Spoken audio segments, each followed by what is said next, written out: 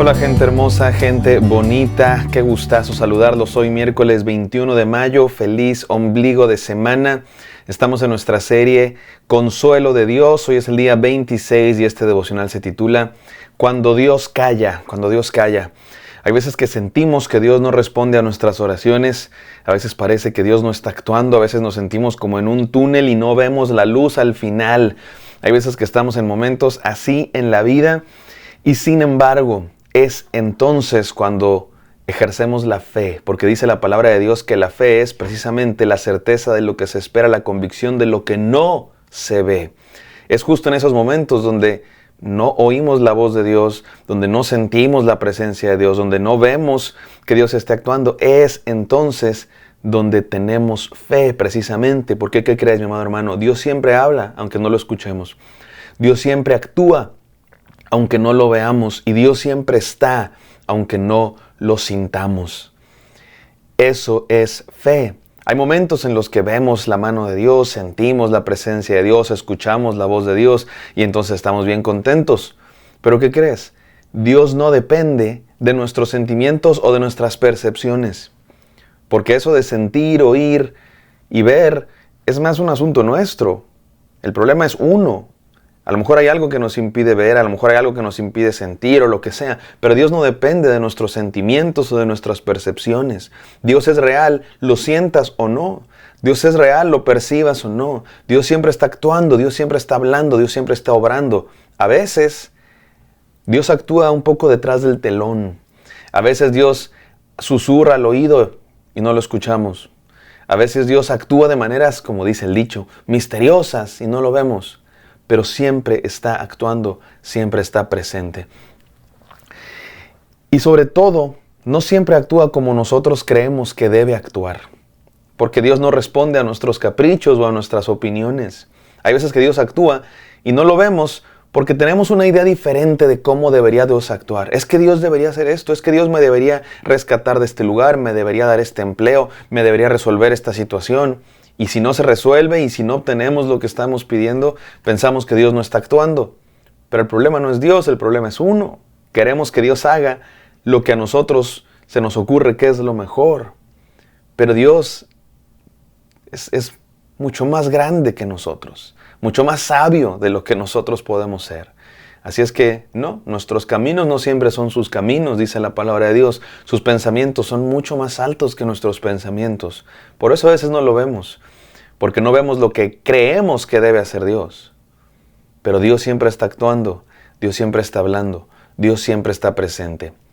Vamos a continuar leyendo la palabra de Dios aquí en Isaías 42, capítulo 42, versículos 14 al 17, no sin antes orar. Gracias, bendito Señor, por tu palabra maravillosa. Gracias porque nos hablas día con día, Señor.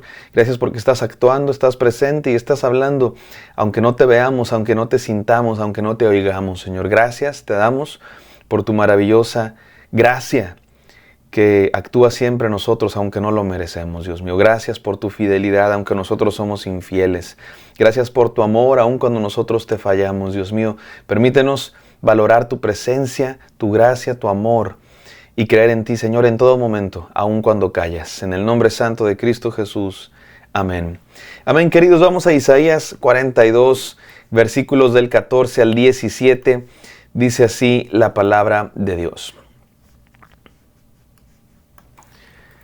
Perdón, es que tenía otro texto. Vamos ahora sí, Isaías 42, 14 al 17. Voy a leer la Biblia. Dios habla hoy.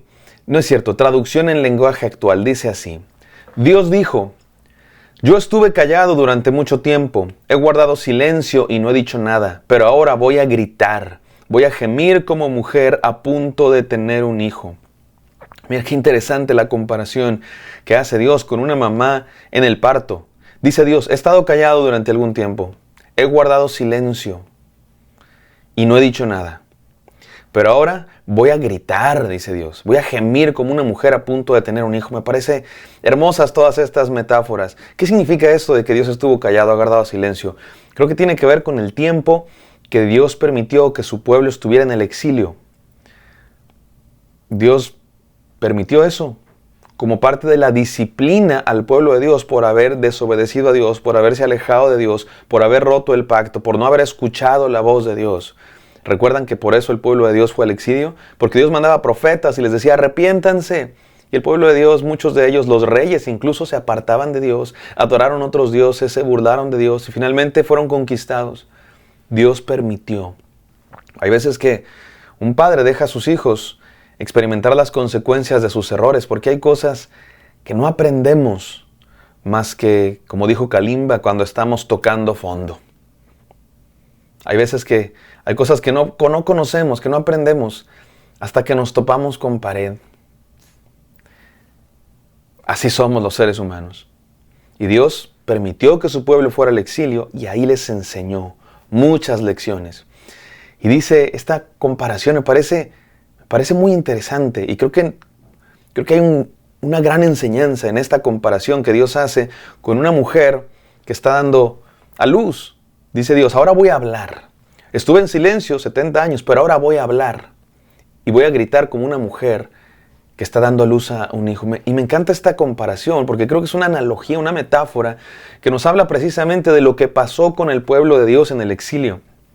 Así como un bebé se tiene que gestar 9 meses en el vientre de una madre, me parece que algo así le pasó al pueblo de Dios en Babilonia. El pueblo de Dios volvió a nacer en Babilonia. Fue ahí en Babilonia, fue en el dolor, fue en el exilio, fue en la prueba, fue tocando fondo, donde el pueblo de Dios comprendió mejor que nunca quién era Dios.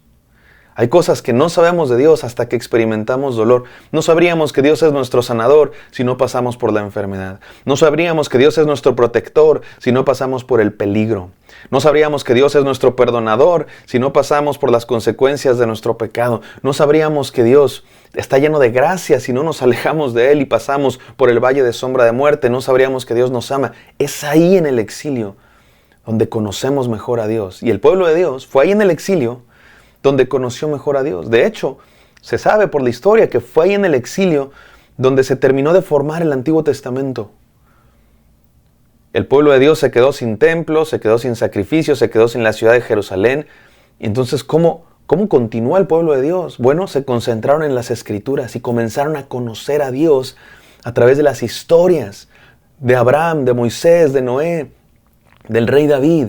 Y fue que fueron poniendo en orden estas historias. Y fue ahí en Babilonia donde el remanente, aquellos que permanecieron en Babilonia en el exilio, conocieron mejor a Dios. Por eso me encanta esta metáfora. Dice Dios, estuvieron en el exilio, estuvieron en la prueba, pero ahora van a nacer. Y yo voy a gritar y a hablar con fuerza porque los voy a regresar a Jerusalén y van a tener una nueva vida. Es como que el pueblo de Dios va a volver a nacer al regresar a la tierra prometida y van a ser diferentes ahora, porque Dios cambiará sus corazones. Sigue diciendo el pasaje, versículo 15.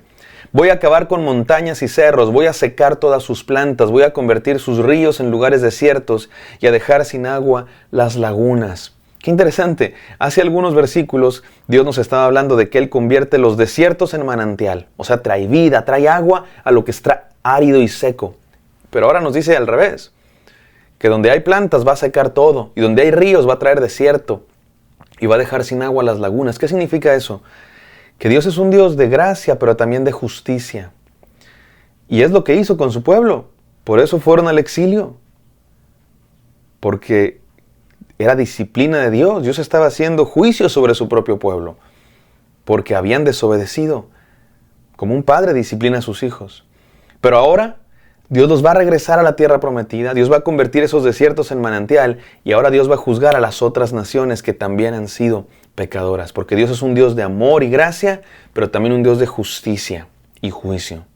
Sigue diciendo el versículo 16, llevaré a los ciegos por caminos que nunca conocieron, los guiaré por senderos que nunca antes transitaron, y convertiré en luz sus tinieblas, y convertiré los rocosos caminos en sendas totalmente llanas. Todo esto lo voy a hacer porque no he abandonado a mi pueblo. Esto es precioso, esto es importantísimo, especialmente esta última frase. Dios le asegura a su pueblo, no he abandonado a mi pueblo. Y esto es un mensaje importantísimo porque el pueblo de Dios se sentía abandonado por Dios. Dios había estado callado, Dios había estado sin hablar, nos abandonó. Dice Dios, no los abandoné. Los voy a regresar a la tierra prometida, los voy a llevar por caminos que nunca conocieron, por senderos que nunca transitaron. Esto nos habla de lo que decíamos hace rato, los caminos de Dios no son nuestros caminos. Y a veces parece que Dios no está actuando porque no está actuando como nosotros queremos, pero los caminos de Dios son mejores. Y Dios les dice, los voy a regresar de maneras que ni se imaginaron, y voy a actuar en ustedes de manera que ni se imaginaron. El pueblo de Dios siempre esperó que Dios viniera y que enviara un guerrero, que viniera a darles poder y gloria como en tiempos de David. Y Dios sí les dio restauración, pero no con poder y gloria, sino con un Mesías nacido en un pesebre y que predicó un mensaje de amor. Y su salvación no fue con espada y ejército, sino con el amor sacrificial de Cristo Jesús, que entregó su vida por nosotros. Y así fue como Dios demostró que Él no abandonó nunca a su pueblo, siempre estuvo ahí. Solo que de maneras diferentes a lo que el pueblo esperaba, como Dios siempre está con nosotros, solo que de maneras diferentes de lo que a veces esperamos. Y termina diciendo, versículo 17, esos que confían en los ídolos, esos que adoran a las estatuas, se alejarán de ellos llenos de vergüenza. Es Dios, no los ídolos de este mundo, los que nos dan la salvación. Los ídolos prometen recompensas rápidas, por eso la gente adora a los ídolos. Porque los ídolos prometen salud, riqueza, amor, así inmediato. Suerte. Dios trabaja en un proceso.